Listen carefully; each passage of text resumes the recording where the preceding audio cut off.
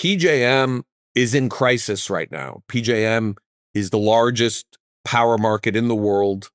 Over 65 million people live in its footprint. And PJM shows how to do everything possibly wrong in governance of a power market.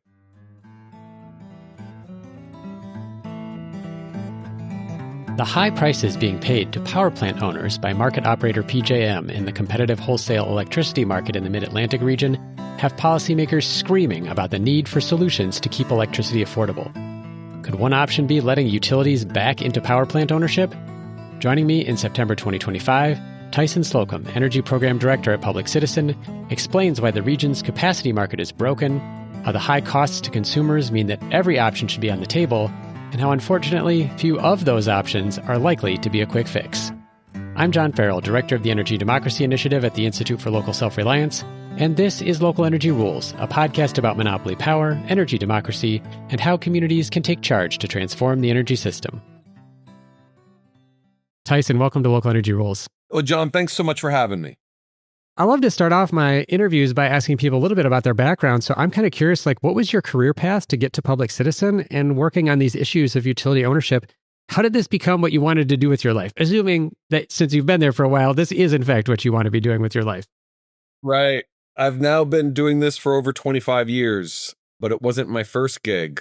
I grew up in New England, went to college at the University of Texas at Austin, because I wanted to study abroad and study a different culture, and did a lot of internships and majored in political science. UT calls it government, and actually had several job offers in Austin, but I wanted to go into the big ocean. I wanted to try my hand working on policy issues in Washington, D.C. And just 2 months after graduating, I landed a job working on tax and economic policy with a progressive group called Citizens for Tax Justice. And I loved it. I absolutely loved it. And my only concern was that as a young guy in his 20s, I wasn't sure if I wanted to be a tax nerd for the rest of my life. And the year was 2000, and I was captivated by reports of sweeping blackouts in California during the so-called West Coast energy crisis. And I saw a job opening at Public Citizen for a researcher on something called electricity deregulation. And at the time, Public Citizen was sort of swimming upstream. It was pretty much the only national group that had fought against deregulation and was sounding the alarm about it. So I had no background in energy, but I had lots of experience untangling complex tax issues. Little did I know that electricity deregulation and electricity issues are far more complicated than taxes are. So I really got into working on energy issues from an energy justice standpoint, from the recognition that access to energy, access to affordable energy, access to clean energy is a justice issue. It is a huge factor in affordability for working families. And that was really my primary sort of entry into working on energy issues. It wasn't on climate change or things like that. It was the destabilizing impact that poorly structured energy markets can have on reliability and affordability. I think our organizations have something in common there, although I have to say I'm delighted to know that I am one step up from a tax nerd being an energy nerd. So that's really helpful to understand based on that assessment. So I love that you actually got your start at Public Citizen looking at this issue, because this is, of course, exactly what's going on, this deregulation or market restructuring, depending on your favored word. So again, it's at the context here. About 30 years ago, a lot of mid-Atlantic states and other places around the country said, it's going to be more cost-effective if we have utility companies sell off these power plants and just be wires companies and have competition in the power generation markets. There was some fascinating stuff that happened in the federal government kind of deciding how to apportion payments for these assets that have been already built. that we won't get too much into. But now there's some interesting lobbying going on by utilities in several states. This includes Pennsylvania and New Jersey that would reverse this policy. It would let utilities back into power plant ownership. Can you explain why the competitive market isn't working well for consumers in the PJM region, and whether or not letting utilities back into power plant ownership could address the exploding costs for consumers? Yeah, great question, John. So first, you know better than anyone that dealing with traditional monopoly utilities can be very frustrating, and they're not always accountable or responsive to innovation or to public interest priorities. So there was reasons why the state of California, for example, their General Assembly voted unanimously, like not a single dissenting vote, to deregulate the state's utilities. And that's because people had a lot of familiarity working with monopoly utilities. And there was this promise proposed by companies like Enron and others. Enron was not alone, but you really do have to go back and see just how important Enron's advocacy was. Their fingerprints were in every single state that restructured. They had at the time just an unprecedented lobbying machine that I think would be very helpful for folks today to sort of go back and really document and revisit, because they almost single-handedly sort of changed their narrative. And I think there have been some benefits from restructuring. It unlocked some efficiencies. There were a lot of things that utilities weren't doing well and didn't do well. The problem is that replacing traditional regulation with markets introduces its own new inefficiencies. And in some ways, the markets are less responsive to public interest demands and less transparent and accountable. I always tell folks to go back to December of 1999 when the Federal Energy Regulatory Commission issued Order 2000, which was its seminal order to encourage the voluntary formation of regional transmission organizations. And this was FERC's effort to promote wholesale competition and encourage states to restructure their state-regulated utilities to participate in these restructured markets. And right there in Order 2000, it says that a goal of RTO formation is to, quote, facilitate lighter-handed regulation. The whole point of it was for FERC to take a back seat and allow private actors, the independent transmission operators, to drive the oversight and the change. And I think that was probably where the problem started, was when you start with a premise that government is going to take a back seat and allow private actors to drive the train, that's when the problems really happen. I think that we call them public utilities for a reason, because they are vested, as the Federal Power Act says, with inherent public interest functions that necessitate regulation in the public interest. That's what the Federal Power Act of 1935 says. So the big focus was that, traditional utilities weren't doing things efficiently, and that ratepayers shouldered all of the risk. And the thinking was, if we deregulate and we unleash markets, the markets will allow for power generation owners to break free from cost of service regulation and enjoy uncapped profits, right? That was the whole deal, was you incentivize unregulated power generation and offer them an opportunity to have unlimited profit potential, but that then in exchange, they accept the risk, right? And instead, what we've seen is continued uncapped profits but the risk continues to be borne by end consumers. Sure, you've got bankruptcies and things like that. Ratepayers aren't technically on the hook for all of the costs for a new power plant, but at the end of the day, our market-based signals end up foisting that price risk on to ratepayers. And we haven't seen the markets deliver cleaner energy. All the clean energy advancements we've seen are because of government mandates and government incentives. And that in turn unleashed unbelievable investment and efficiencies into renewable energies. So now utilities are with all of the upheaval in these markets. This is what you alluded to here at the very beginning. Some of the traditional utilities are like, hey, we want to get back into building and owning generation. And I think that their primary focus on this proposal is really just their financial bottom line.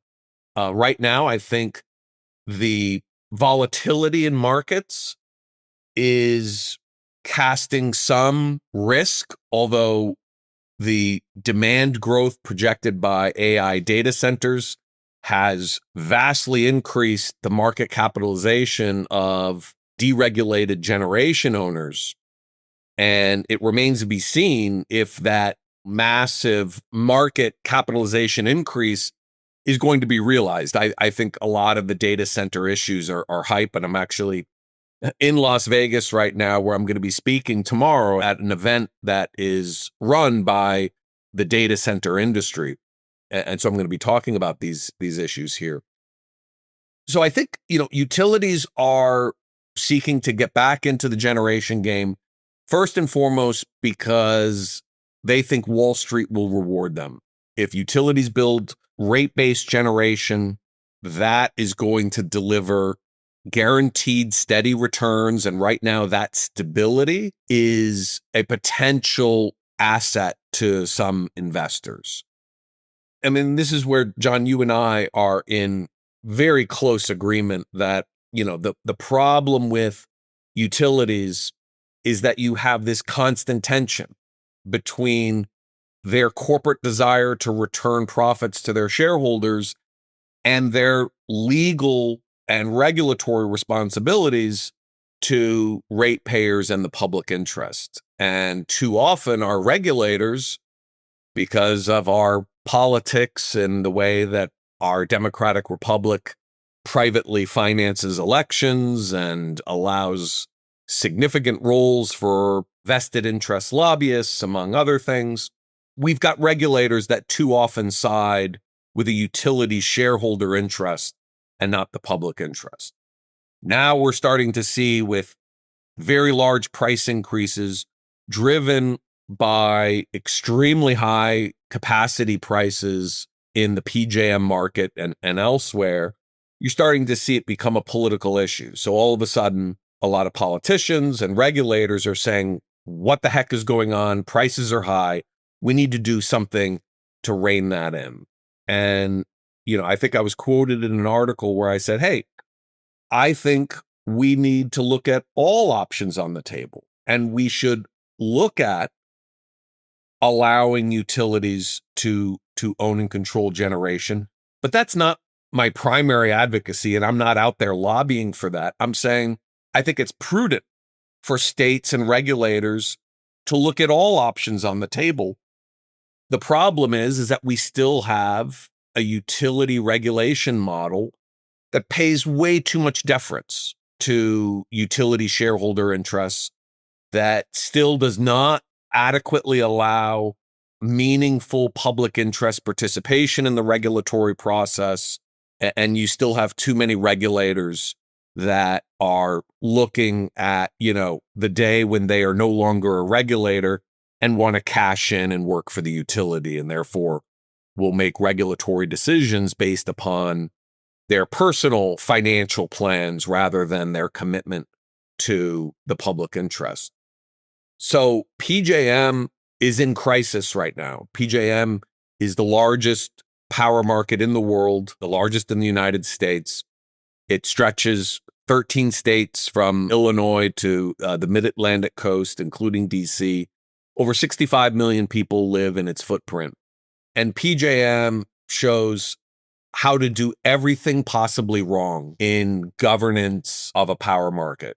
It relies heavily upon internal stakeholders that are overwhelmingly comprised of vested corporate interests that not only have voting rights, but can offer constant tweaks to complicated market rules that always benefit themselves. And that's why the market rules are changing year to year, because after every year, after every capacity auction, the folks that did great want to do even better, and the folks that didn't do as good want to try and change the odds. And so you've got constant interaction of all of these powerful interests, the transmission owners, the owners of power plants, the financial traders, who all have enormous power within the internal governance of the RTO. And again, because FERC takes a very hands-off approach. Remember, FERC's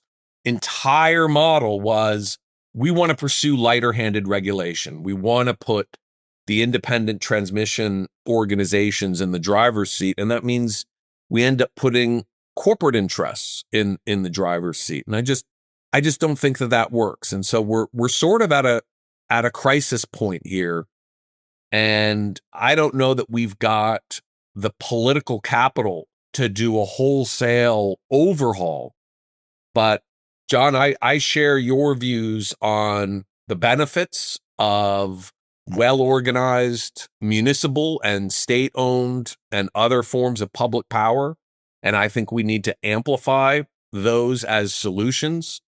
You know, Franklin Roosevelt, when he was dealing with an energy crisis as governor before he became president, you know, one of the first things he did was establish a New York Power Authority, where he put the state firmly in an aggressive position in being able to not just develop and deploy power generation and transmission assets, but operating them as well. And I think, you know, unfortunately right now we've got federal models like the Tennessee Valley Authority and Bonneville Power that have sort of fallen through the cracks of public interest engagement. We've got a lot of folks over the last few years that have been working on TVA things, but we just haven't built the congressional power to start installing forward-thinking, sustainable energy advocates with some of these large federal authorities that I think can play a role. And at the end of the day, I really question whether privately owned transmission assets is a viable solution right now. I think that the complexities and inherent monopolistic features of transmission should really require public ownership and operation of interstate transmission lines in the public interest. And I think that would go a long way to improving efficiencies in operations rather than allowing the utilities that own those transmission lines to continue to have some say, whether direct role in the old vertically integrated model or significant indirect control through the independent transmission operator model. I'm captivated by the way that you're telling this story about the problems with the very lightly regulated markets, and then obviously the challenges on the flip side of going back to vertical integration or utility participation in these power markets. For folks who don't follow the PJM stuff super closely, can you actually explain a little bit about this capacity market and how it works to try to meet the needs of the system? And actually, before you do that, and just for contrast, you know, in the approximately 2/3 of U.S. states, which are not in this PJM region with the competitive wholesale market, they have vertically integrated utilities that still own power plants. And we meet the power demands in those states by having those utilities, those monopolies, come in front of the state regulatory body and say, you know, here's how much power we think we're going to need, here's our demand forecast, and here's how we're going to get it. For example, we have these 3 power plants we want to build, or we want this transmission line that we want to build to meet this need. Then there's a back and forth with the state commission. There will be advocates intervening in the proceeding, but as you mentioned before, that process doesn't always result in the best outcome for consumers. But at least there is this kind of process happening. What does a market look like? What is happening in PJM for Illinois, Virginia, and other states that are in PJM? How are they getting the power plants that are needed or the resources that are needed generally to meet energy demand from these capacity auctions? So first, and this is what's really important, is that PJM CEO actually just had to publicly admit a month or so ago that the capacity auction is actually not designed as a long-term reliability tool. So all the capacity auctions were developed because deregulated power plant owners were complaining that they were not recovering enough revenue in the energy only market. That's where you are selling your power, every hour, every second to meet demand, that they were not able to recover enough money to incentivize new construction. So you wanted to be rewarded for capacity. And so PJM embarked, and other RTOs like the Mid-Continent Independent System Operator and the market for New England called ISO New England developed. They all have different types of capacity auctions, but they all essentially work on the same principle, where once or twice a year, you are bidding capacity for a very short window of time in the future, up to 3 years or so in the future, where you are bidding to make your capacity available, where you will get paid under the promise that that capacity will be available to operate at that time in the future. And prices have been fairly volatile in these markets, but they have absolutely exploded in cost in the last couple of years. I'm actually forgetting the exact dollar amounts, but so I'm going to say it wrong because I don't have it in front of me, but it's astronomically expensive right now. And that's the price shock that's happening. I think it was $14.7 billion for last year's PJM capacity auction, and the most recent one, I believe, came in at over $16 billion. So just a huge sticker shock that just represents a massive windfall if you own generation. And the way that the capacity in PJM is dominated by fossil fuels, and to a lesser extent by nuclear. But really, this is a huge financial windfall for owners of natural gas generation, which is why the share prices, the stock prices for companies that have big exposure to these capacity markets have been going very strong, because they believe that all the increased demand from data centers is pushing up the capacity prices, and they're seeing that that's going to be the trend for the next couple of years. I'm not necessarily bought into that. I think a lot of the AI is hype. I think we're in a bubble. Sam Altman, the CEO of OpenAI, said as much a couple of weeks ago, and I think we should take him at his word. And so I think we see a lot of overvaluation right now.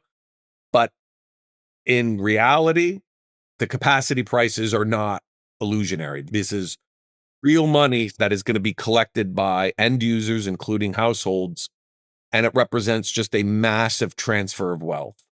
We can complain a lot about vertically integrated utilities being inefficient, paying CEOs lots of money, inappropriately using ratepayer funds to fund dues for corporate trade associations that work against the public interest. And I agree with all of that. But the windfalls being earned by some of these private equity and other financial companies that own these unregulated power plants has just been astronomical. And that's just a huge transfer of wealth. I think we need a lot more transparency and accountability into who is making the money, and whether or not those massive profits and windfalls are actually translating into more reliable service. And I think the answer is it's not. I think we've got a broken market system. So I don't know if I answered your question well, but the capacity market was envisioned as a way to try and provide some additional financial incentive to try and entice more generators to get into the game, right? And you alluded to the model of the traditional utility, which has a legal obligation to serve, right? They have to go to their regulator. And again, that's a very imperfect system and continues to be an imperfect system. But we've now replaced it with, if you're in the power plant business in PJM, unless you've got a reliability must run contract, right? Or if you have, committed into the capacity auction, you don't necessarily have a legal obligation to serve, right? And that's really a problem. And you've got no regulation on the profits that you can earn. So you could earn a little bit of money. You could earn 1,000% return on your investment.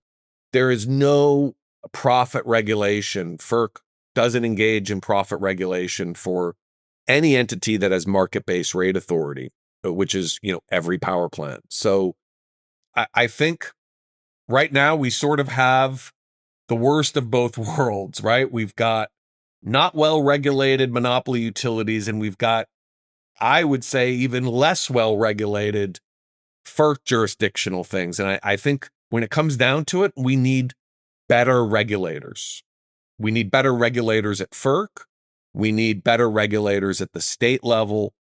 And we can figure out with those better regulators a path forward that holds vertically integrated utilities more accountable and deals with this absolute mess at the RTOs like PJM and the generators and the financial traders that are making an absolute killing in these markets.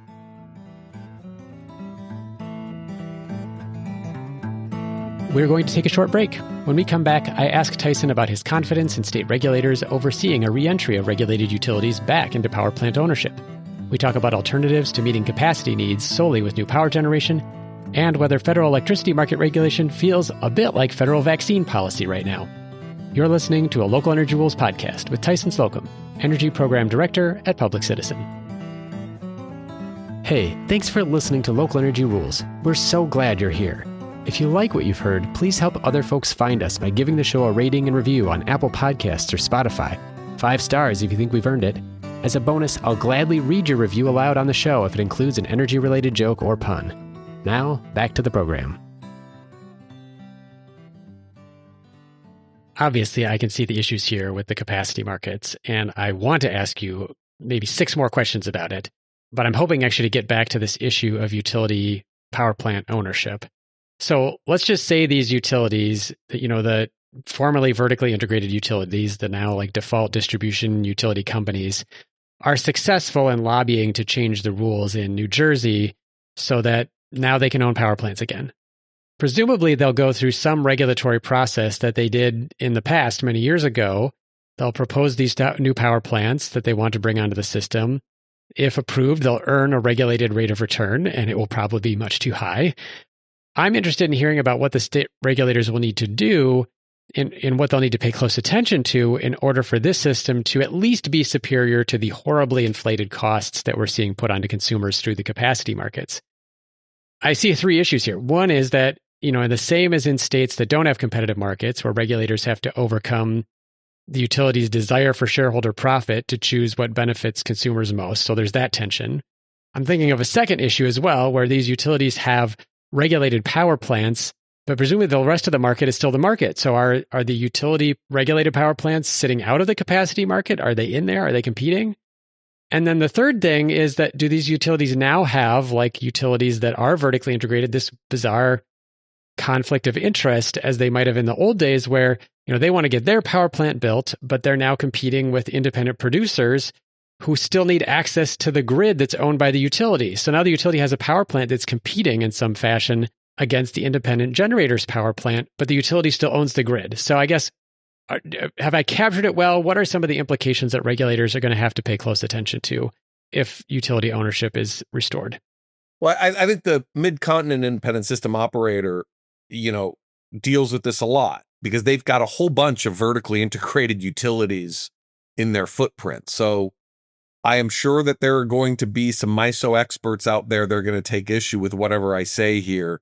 It's because I acknowledge I may not know 100% of all the details, but it's my understanding that the vertically integrated ones that own their own generation are essentially subtracted out of the capacity market calculations, right? Because you've got your own generation that you've already negotiated with state regulators on. And so I don't think that's as much of an issue.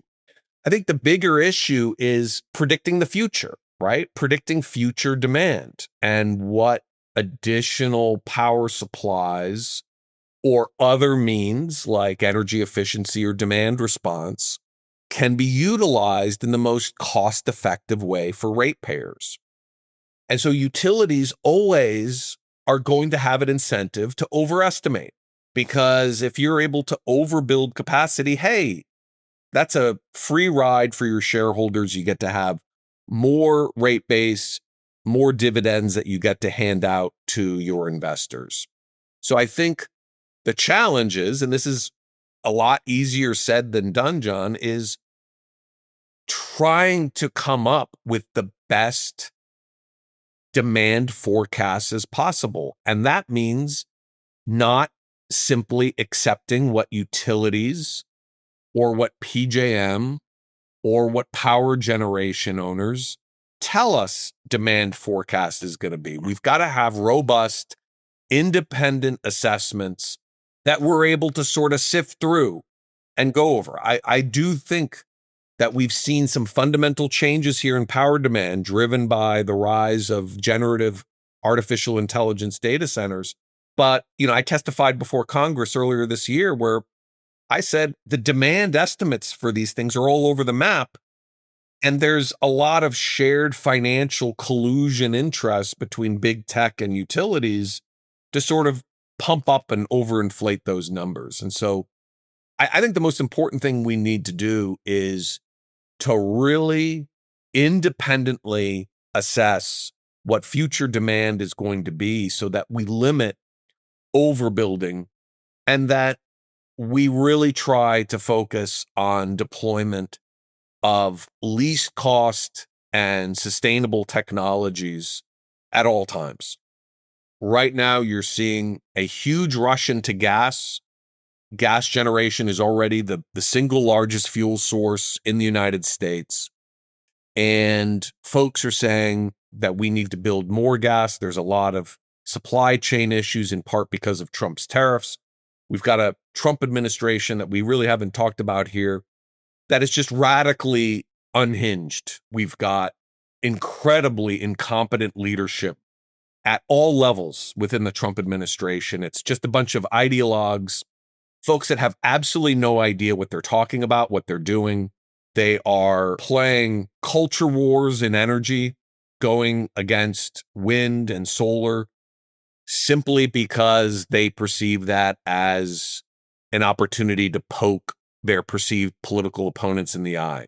So at the federal level, we've just got the worst of all worlds, just an incredibly aggressive, wildly uninformed, and mean-spirited Trump administration staffed by, I'm just going to say it, complete morons, complete and utter morons making decisions that are harming the American people every single day. And they're doing it maliciously. And this is a big problem. And so they're going all in on gas. They are attacking renewables at every turn at the same time that they are promoting even higher amounts of gas exports, right? So we're seeing gas prices go up right now. And that's because demand for gas is going up, being driven by record exports of liquefied natural gas. The whole point that folks were trying to do of promoting gas was, hey, it's the most efficient and least cost dispatchable power resource that's relatively quick to build. None of that is true anymore, right? And never mind its emissions profile and the whole supply chain emissions from from the fracked wellhead to the pipeline, it's abysmal, and it's only going to get more and more expensive. And so what I'm concerned at right now is a bunch of utilities cheered on by the Trump administration is promoting more and more gas to be built, not just as independent power producers, but to be built into rate base that is going to stick ratepayers with massive cost commitments as natural gas gets more and more expensive. We cannot frack our way to lower prices anymore. That was a short window, right? When the fracking boom started in about 2007 to 2009, where we were doing so much natural gas production and all that natural gas was trapped in North America, and it pushed prices down, and we had relatively stable and relatively low natural gas prices for quite some time. Those days are over. We cannot go back to cheap natural gas, and people are pretending that we can. So I'm seeing huge risk here to the entire system of committing too much capital for new natural gas capacity, both for pipelines and for power plants. That is just going to blow up. It's going to become unaffordable, and we're going to be dealing with some extremely expensive stranded assets unless we put the brakes on this gas expansion. Coming back to the issue of these regulated utilities wanting to get back into the power plant business, I think that the promise that they're offering is that capacity market prices are astronomical because demand is increasing rapidly, perhaps because of data centers or other things. And utilities are saying we can build regulated new generation that will relieve this capacity constraint, and it's going to result in more affordable energy for folks. But there's a couple pieces to this proposal that I want to disentangle. One of them, and you kind of alluded to this already, was the idea that, what is actually the most cost-effective way to meet demand. So I still remember this light bulb moment years ago in my career when I realized that, because utilities make this regulated and quite excessive rate of return, and because they make it on capital investment, which is generally things like building power plants and power lines, they love to build stuff. But in contrast, the cheapest stuff that we have, the cheapest tools that we have to meet energy demand, aren't actually the things utilities want to build. It's things like energy efficiency, demand response. There's programs out there that switch off somebody's air conditioner or ask a business to reduce their power demand for a short period of time. These are the really powerful and inexpensive tools, but utilities don't make the same money on that. There might be some sort of incentive program that encourages utilities to use these lower cost strategies, but the value of the incentives is often swamped by the high profits that regulators give utilities for building new power lines and power plants. So what I worry about on the first hand is that having regulated utilities back in the power plant game means we're going to switch from something that is astronomically costly, which is this broken capacity market, to something that's just very costly, instead of focusing on building affordable clean energy or some of these non-capital investment strategies like energy efficiency and demand response, or even distributed power plants that, network together many small distributed assets into something that can deliver big power output. Do you see any conversation about those alternatives right now? Or are people just sort of panicked and saying, my God, we just need more power plants? So again, it varies state to state. You've got some states that continue to be leaders, that understand that you don't always need to build a new power plant to meet demand, that you can invest in energy efficiency. You can empower customers to do things to be more efficient. And then you've got some states that are turning to their traditional utilities and saying, you guys come up with a plan and we'll rubber stamp it, right? And so you're absolutely right. If it's left up to the utility will pursue whatever path is going to deliver more value to its shareholders. That's why you can never allow utilities to unilaterally make those decisions, right? The whole deal is it has to be driven by regulators. And the regulators have to be good at their job. They've got to have the resources to be able to be good at their job. And they've got to be able to invite other experts in and ensure that those experts have the resources they need to participate in these utility proceedings, right?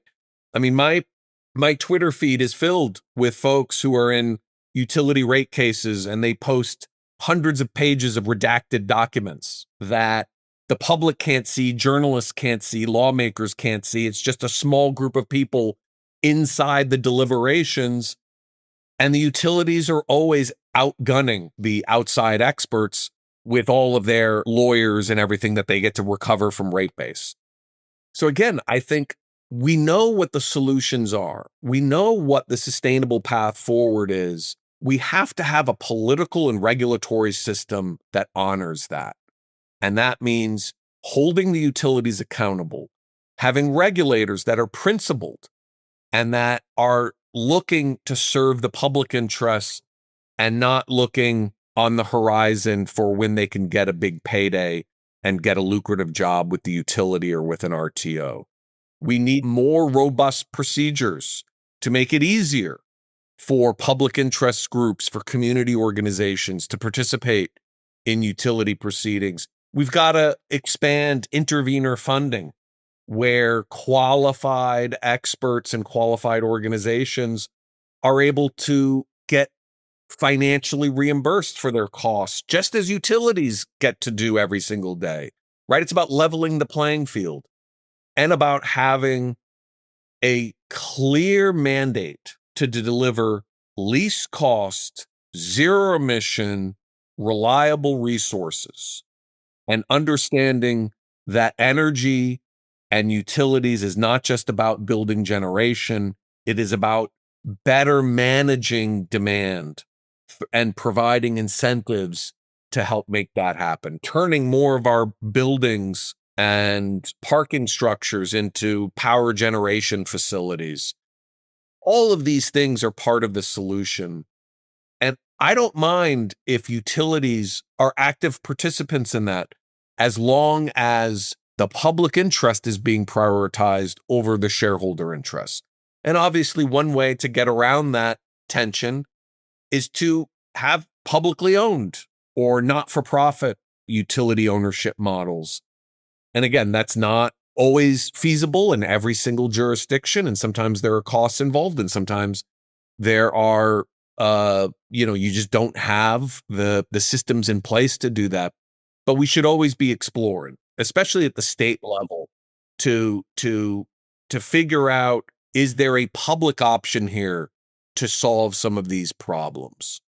Especially since we are sort of in this little disruptive era, right?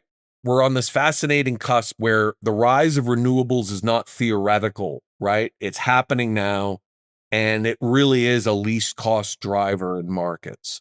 We've got batteries, and they're not always perfect, but they are pairing with renewables in just phenomenally efficient ways. And we're especially seeing that in markets like ERCOT, which is the Texas market.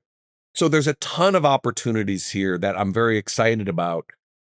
But it all comes down to, at the end of the day, do we have the right regulators in place? And I'm just going to be honest, at FERC, I don't have any confidence right now. And things at FERC are going to become much worse by the end of the year when Trump is going to fully politicize FERC and turn FERC into an agency under the White House. It's going to be a disaster. And I don't think folks are really preparing for that. And that was really, I was quoted recently in an article where I suggested, hey, as part of reform options, I think states should look at utilities getting back into the generation business. But really, the motivating factor for me even considering that is what I'm seeing at the federal level, where you're going to have a FERC that is going to be a disaster for energy affordability and for emissions. FERC is going to push for complex, not well understood market rule changes that are going to heavily favor bigger financial incentives for what they call dispatchable generation, primarily natural gas, at the expense of renewables. We're going to see gas go to the front of the queue, get paid more and get paid first. Renewables are going to go to the back of the queue.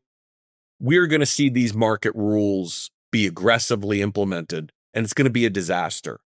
So in all honesty, I think it would be prudent for states to sort of bolster their defenses against Trump's fossil fuel takeover of federal power markets and focus, what can we in the state do to insulate ourselves from the damage that Trump is going to unleash on energy affordability and reliability. And I just think it's a prudent thing for states. We're seeing states within PJM, sending angry letters to PJM saying, hey, we need you to do this. Some of the states said, we're going to offer recommendations for the board of directors. PJM completely ignored that recommendation. So we're not seeing PJM really accommodate state interests. And so states need to figure out, what's our plan B? Can states form their own RTO, pull out of PJM, create a new one where they control the governance? One thing about New York, California, and Texas, they're all very, very different. But what they share in common is state governance over the market. And that's especially true in Texas with ERCOT and in California. I always tell people, one of the first things the California Assembly did in response to the Enron crisis was in January 2001, they passed a law firing all of the board of the California Independent Grid Operator and replacing them with board members selected by the governor, right? And FERC actually sued, and FERC lost that case in 2004.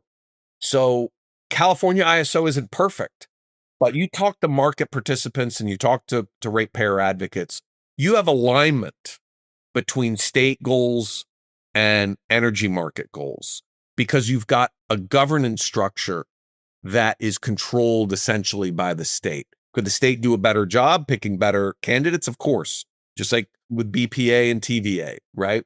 But the point here is that I see some opportunities here for states to break out of PJM and create a new market governance structure that prioritizes state interests, where states can combine state goals on energy affordability and reducing greenhouse gas emissions in a regional market structure that aligns with that vision. That's sort of an interesting parallel to what I hear happening around things like vaccine policy, where the federal government's gone crazy and states are now aligning together and saying, well, we're going to come and create our own network of science-based experts to implement this policy to get around the crazy. And you seem to be saying the same thing for the grid.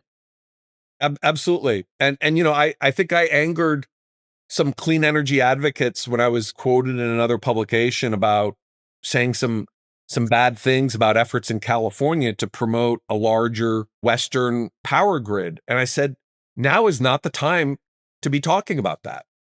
The last thing you want to do right now is put your fate in the hands of the Trump administration's FERC, because the Trump administration's FERC is going to be an enemy to clean energy. It's going to be an enemy to affordability. It's going to be an enemy to accountability. They are unhinged radicals, uninformed, unhinged radicals, which is the worst kind. And so we really need to just understand that, unfortunately, for the next couple of years, federal intervention in power markets is going to increase in severity. It's going to be extremely destructive and counterproductive, and that states need to start protecting themselves right now. And anything they can do to insulate their utilities from federal intrusions and to build state and regional institutions that can provide affordable development and deployment of generation resources, energy efficiency and demand response, transmission resources, that really should be a focus right now.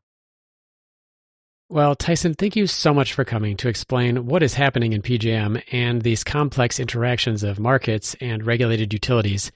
Having read the piece that you were quoted in, I knew that I needed to understand it better and that there was really no better person to do it. So thank you again for taking the time.